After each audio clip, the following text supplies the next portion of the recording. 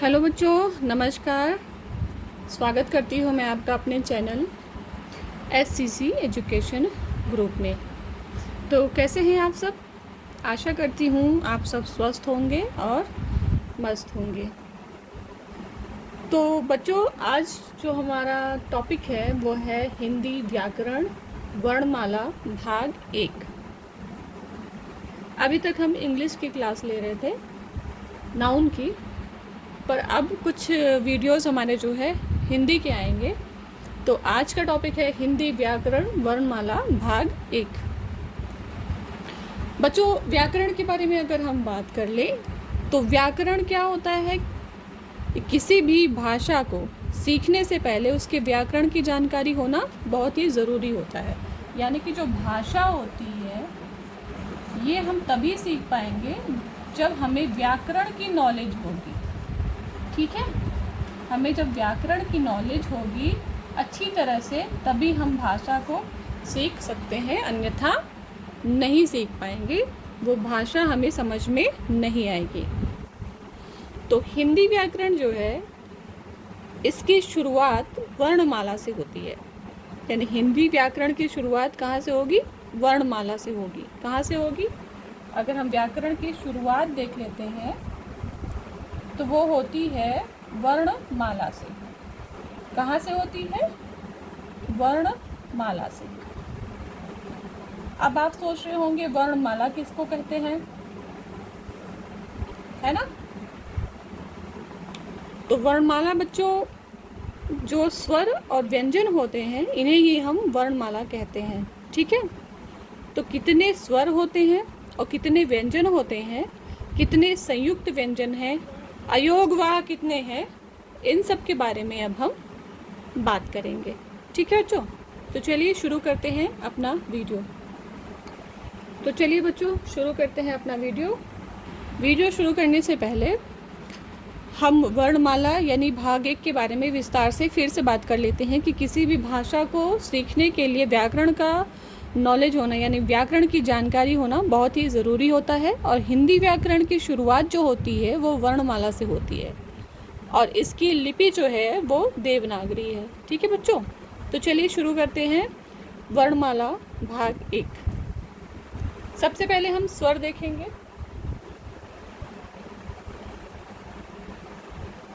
स्वर कितने होते हैं? तो स्वर होते हैं आ, आ, इ, ई, उ, ऊ, ऋ, ए, ऐ, ओ, औ।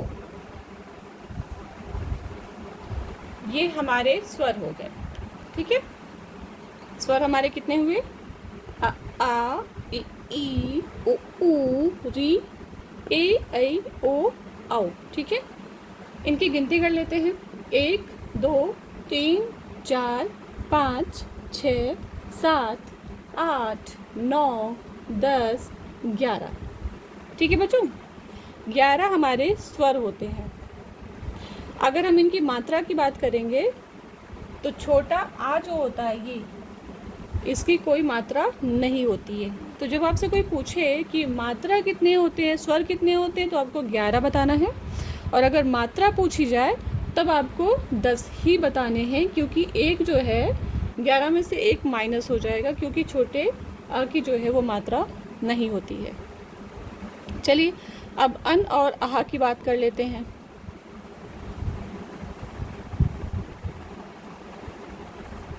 अन और आहा ये क्या है? ये होते हैं अयोगवाह।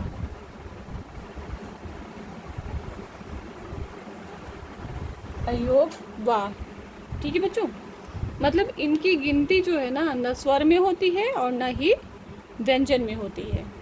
इसकी मैंने एक क्लास पहले से ही बना रखी है, आप लिंक डिस्क्रिप्शन में डाल दूंगी, तो उसमें आप देख सकते हैं कि जो अन और आहा है और ये स्वर और स्वर की मात्राओं की क्लास मैंने फिर से पहले से ही बना रखी है, लेकिन मैं फिर से रिवीजन करवा देती हूँ, क्योंकि अब हम ना वर्णमाला को डिटेल से देखेंगे। तो आ, छोटा बड़ा, ये छोटे आ से लेकर औ तक की जो हमारे होते हैं वो स्वर होते हैं। अन आहा जो है वो अयोग वाह में आते हैं। ठीक है, अगर कोई पूछेगा कि स्वर कितने होते हैं, तो स्वर हमारे होते हैं 11। मात्रा कोई पूछे तो 11 में से 1 माइनस कर दीजिए, क्योंकि छोटा आ की कोई मात्रा नहीं होती है। तो मात्राएं हमारी कितनी होती है, स्वरों की मात्राएं होती हैं 10। अन और आहा अयोग वाह में जाते हैं, ना तो ये स्वर होते हैं और ना ही ये व्यंजन होते हैं। तो चलिए अब हम बात करेंगे क ख ग घ की। ठीक है, कि आगे जो व्यंजन है हमारे वो कितने होते हैं, संयुक्त व्यंजन कितने होते हैं। तो चलिए बच्चों, अब व्यंजन की शुरुआत करते हैं। व्यंजन कितने होते हैं और इनके वर्ग भी हम देखते हुए चलेंगे। तो पहले हम आते हैं क वर्ग में। क वर्ग, ठीक है बच्चों। तो क वर्ग में क से लेके अंगा तक के अक्षर आते हैं, यानी कि वर्ण आते हैं। वर्ण और अक्षर एक ही होते हैं, वर्ण को ही अक्षर और अक्षर को ही वर्ण बोला जाता है। तो पहले आएगा क, ख, ग, घ, अंगा। अब देखते हैं चावल। चा वर्ग में आएंगे च से लेकर के इया तक। च, छ, ज, झ, इया। इसके बाद आता है टा वर्ग।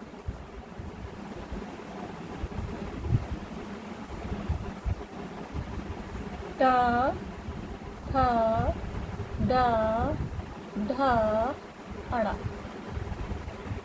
इसके बाद ता वर्ग।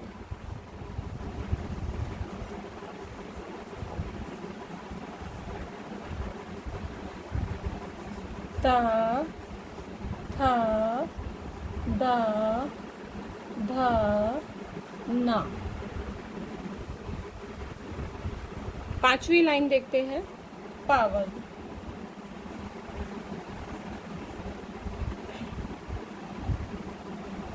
पा, फा, बा, भा, मा।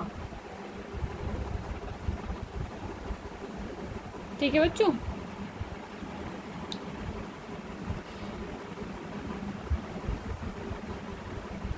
अब इसके बाद की लाइन देख लेते हैं। ये तो हमारे वर्ग में आ गए। ठीक है, क वर्ग, चा वर्ग, टा वर्ग, ता वर्ग और पा वर्ग। इसके बाद भी देख लेते हैं। या, रा, ला, वा। ठीक है,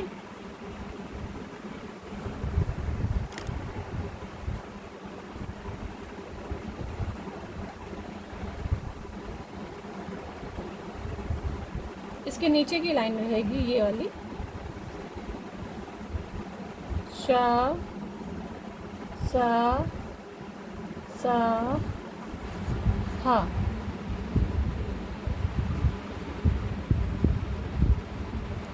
अब हम बात करेंगे संयुक्त व्यंजन की। यहाँ पे ले लेते हैं संयुक्त व्यंजन।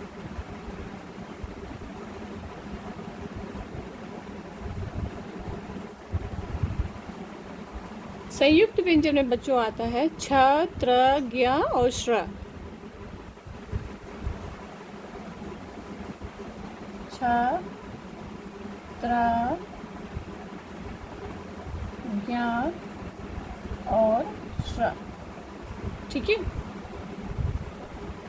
छ, त्र, ज्ञ और श्र जो है ये आते हैं हमारे संयुक्त व्यंजन में।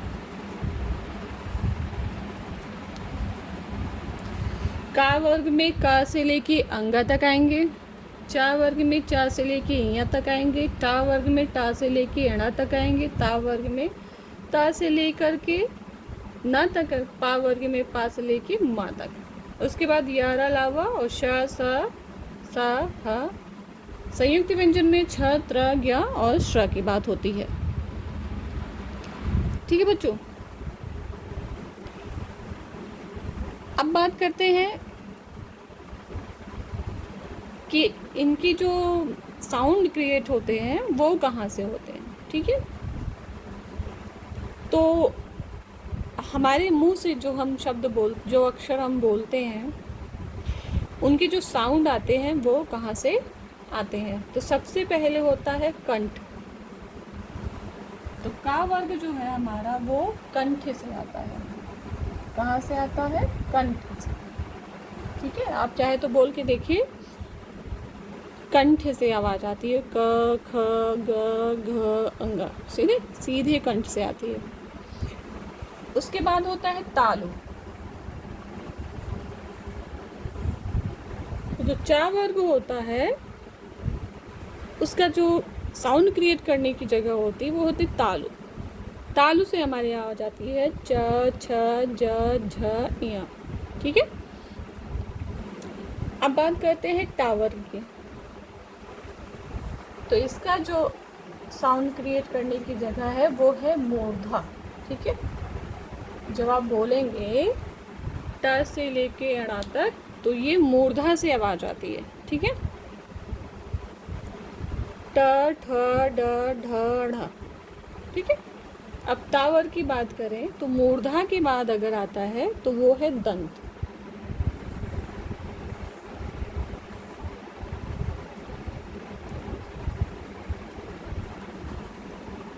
तो जब ता से ना तक की बात हम करते हैं, ता से ना तक का साउंड जो क्रिएट होता है वो होता है दंत से।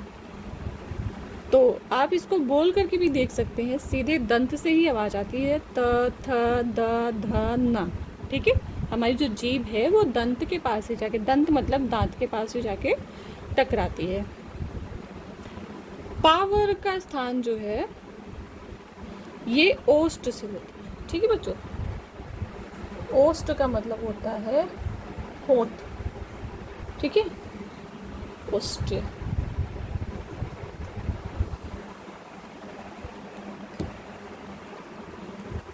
पा फा बा भा मा, जो हमारे होठों पे ये साउंड आता है, जब ये चीज़ें हम बोलते हैं ना तो हमारे होठ जो हैं आपस में एक दूसरे से टकराते हैं।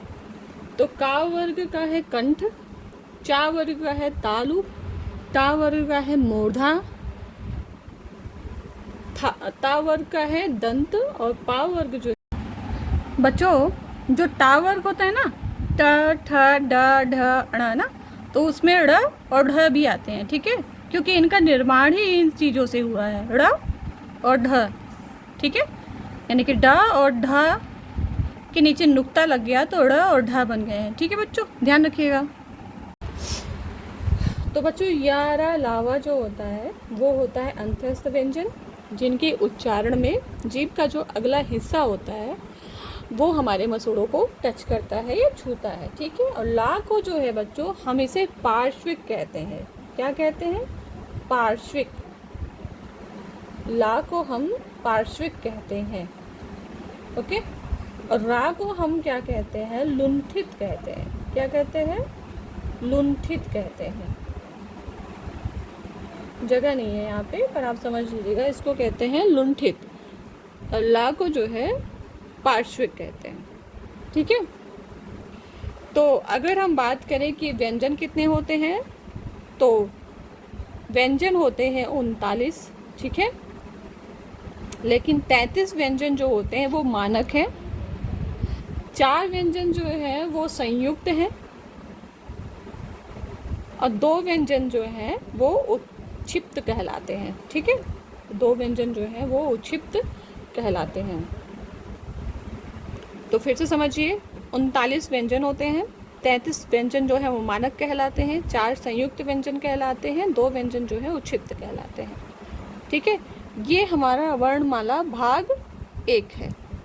ठीक है, वर्णमाला, स्वर, अयोगवा, इनके बारे में एक बार फिर से मैं समझा देती हूँ।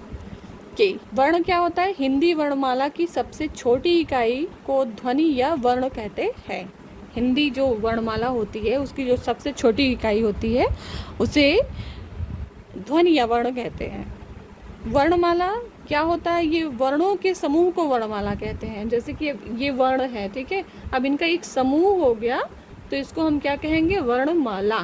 ठीक है, आपने कभी देखा होगा ना मोतियों की माला, है ना। एक उदाहरण लीजिए, सिंपल उदाहरण लेते हैं तो साधारण उदाहरण से हमको अच्छी तरह से समझ में आ जाता है। जैसे मैंने कहा मोती तो एक मोती, मोतियों की माला यानी कि कई मोती, वर्ण मतलब एक वर्ण, वर्णमाला यह मतलब वर्णों की माला।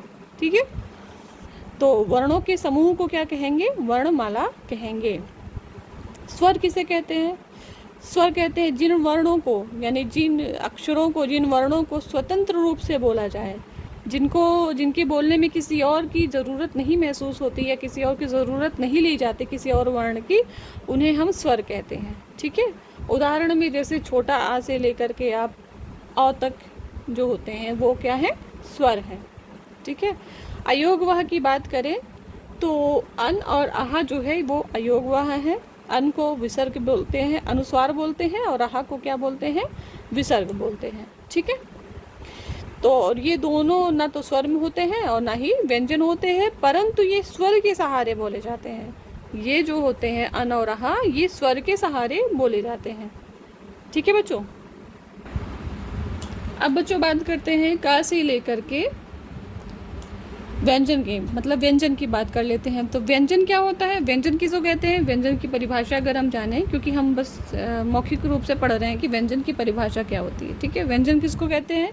जिन वर्णों को स्वर के सहारे बोला जाता है। ठीक है, या जिन वर्णों को बोलने में स्वर की सहायता लेनी पड़ती है। कैसे? जैसे कि ये क है ना, तो क कैसे बना हुआ है? क, ये जब भी आप बोलोगे तो आपकी जो आपका लास्ट साउंड होता है क आ आता है ना, तो ये अगर ये हल लगा हुआ है तो ये क है, आप इसको बोल ही नहीं पाएंगे, आप इसको बोल ही नहीं सकते हैं बिना स्वर की सहायता के। ठीक है, तो इसमें छोटा आ हमेशा रहता है। जितने भी व्यंजन है ना, इनमें छोटा आ रहता है।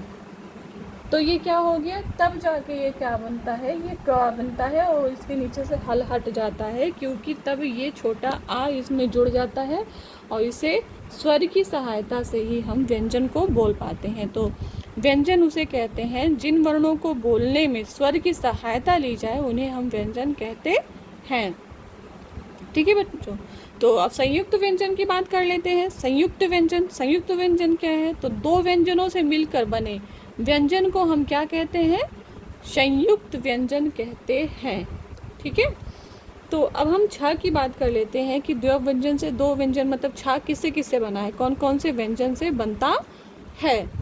तो आधा का, ठीक है बच्चों, का यानी कि आधा कैसे हुआ? नीचे हल लगा हुआ है इसलिए वो आधा हो गया। ठीक है, और श से क्या बना है?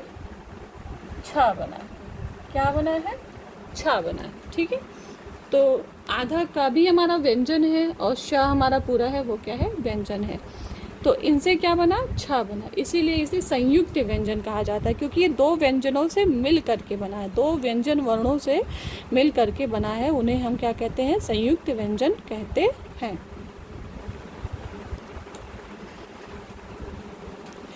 अब जो उच्चारण स्थान होता है, तो मुख के जिस भाग से वर्ण को बोला जाता है उसे उस वर्ण का उच्चारण स्थान बोलते हैं। ठीक है, जैसे कि हमने यहाँ पढ़ाया हुआ है उच्चारण स्थान, का वर्ग का उच्चारण स्थान क्या है? कंठ है जी। ठीक है, जिस वर्ण को बोलने में जिधर से आवाज़ आए, हमारे मुंह के जिस भाग से आवाज़ आती है उसे ही हम क्या कहते हैं? उच्चारण स्थान, यानी बोलने की जगह जिसे आप बोलते हैं। अगर आप अपनी भाषा में बात करना चाहें, शुद्ध भाषा में जो आप दैनिक जीवन में अपनाए हुए हैं, तो अगर उसमें बात करें हम, तो का यानी किसी भी वर्ण को बोलने की जो जगह होती है, कहाँ से साउंड आ रहा है आपके मुंह से, वही क्या हो जाता है? उच्चारण स्थान हो जाता है। जैसे का वर्ग का कंठ है, चा वर्ग का तालु है, टा वर्ग का मूर्धा है, ता वर्ग का दंत है, पा वर्ग का ओष्ठ है। ठीक है, तो ये सब क्या है?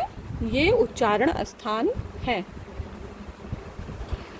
तो कैसी रही आज की क्लास बच्चों? क्लास अच्छी लगी हो तो चैनल को सब्सक्राइब कर दीजिए, क्योंकि आप लोग मोटिवेट करेंगे तभी हम लोग आगे बढ़ पाएंगे, और हम लोग भी कुछ मतलब जितना संभव हो सकेगा उतनी जानकारियाँ इकट्ठा करके आप बच्चों को पढ़ाते रहेंगे। और आप बच्चे अगर इसी तरह हम लोग का उत्साह बढ़ाएंगे तो पढ़ाने में मन भी लगता है और अच्छा लगता है कि आप लोगों का प्यार मिलता है। तो अगर वीडियो अच्छी लगी हो, क्लास अच्छी लगी हो, तो चैनल को सब्सक्राइब कर दीजिएगा। वीडियो को लाइक और शेयर करना बिल्कुल मत भूलिएगा। ऑल का बटन प्रेस कर दीजिएगा ताकि इस तरह की अच्छी अच्छी जानकारियाँ हम लोग आपको देते रहें, तो वो बिना किसी बाधा के आपको मिलती रहे। तो अगले वीडियो में फिर आप सबसे मुलाकात होगी, और हमारा जो टॉपिक रहेगा वो हिंदी व्याकरण वर्णमाला भाग 2 रहेगा। आज के अगर वर्णमाला भाग 1 में कोई भी टॉपिक हमसे छूट गया हो गलती से, तो आप कमेंट ज़रूर करिएगा, कमेंट करके बताइएगा। अगले वीडियो में फिर आपसे मुलाकात होगी। तब तक के लिए अपना ख्याल रखिए, धूप से बचिए। और जाते जाते एक लाइन ज़रूर बोलना चाहूँगी, अगर आपके मन में कुछ भी करने का लगन, कुछ भी करने की लगन है, तो कोई भी बाधा आपको रोक नहीं सकती है। तो कहना यही है कि धूप से बच के रहिए, घर में रहिए, मस्त रहिए, स्वस्थ रहिए, खुश रहिए, पढ़ते रहिए, पढ़ाते रहिए, और जीवन के दैनिक कार्यों को भी निभाते रहिए। अगली वीडियो में आप सबसे फिर मुलाकात होगी। तब तक के लिए बच्चों, नमस्कार।